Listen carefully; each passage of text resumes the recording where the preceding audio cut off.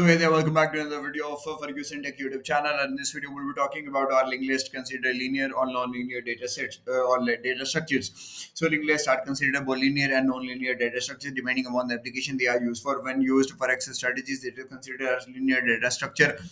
When used for data storage, this is considered as non-linear data structure. What are the advantages of linked list over an array? In which scenarios do we use linked list and when array? So this is another frequently asked question. Structured interview data structure interview questions. The advantages of a linked list over an array are insertion and deletion. The first one is insertion and deletion. Insertion and deletion of nodes is an easier process as we only update the address present in the next pointer of a node. It is expensive to do the same in array as the room has to be created for the new elements and existing elements must be shifted.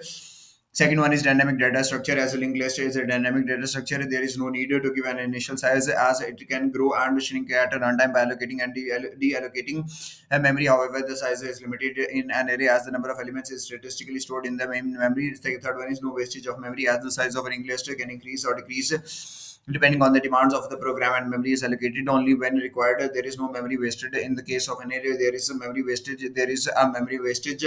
For instance, if we declare an array of size 10 and store only 5 elements in it, the space then the space for it for the 5 elements is wasted.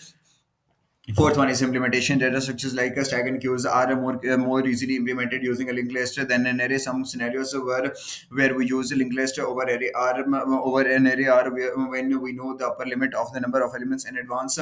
When there are a large number of add or remove operations. When there are no larger number of random access to elements. So when we want to insert items in the middle of the list, such as implementing a priority queue. Some scenarios in which we use array over the linked list are when we need to index or randomly access the elements of when we know the number of elements in the array beforehand, so we can allocate the correct amount of memory. When we need speed when iterating through all the elements in the sequence. When memory is concerned, filled arrays use less memory than linked list as each element in the array is the data, but each linked list node requires the data as well as the one of the more pointers to the other elements in the linked list.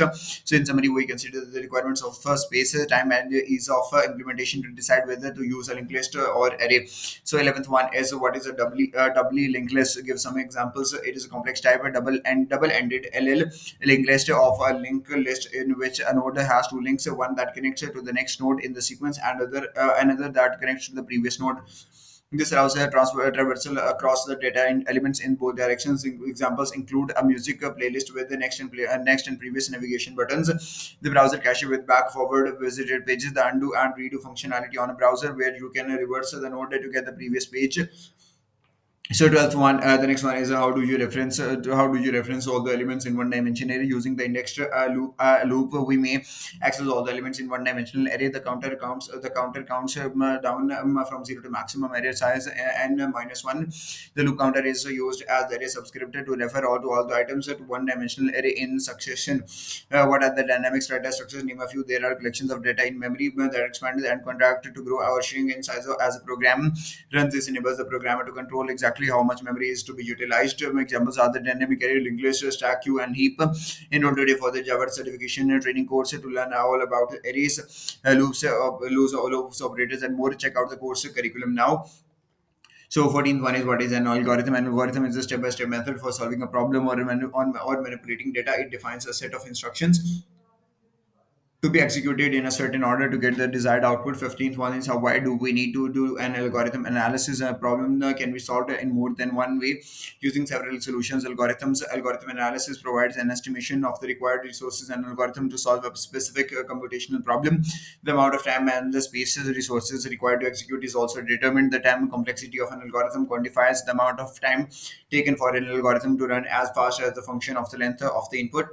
The space complexity quantifies the amount of or a space or memory taken by the algorithm to run as function of the length of the interview. So what is a stack? A stack is what is stack object data type that specifies the linear data structure and in real physical stack or piles where you can only take the top item of the stack in order to remove things.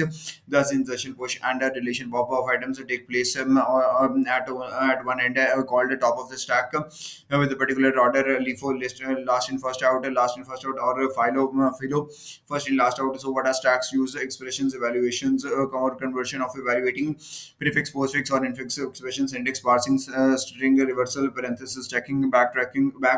So that was all for this video. Thank you for watching.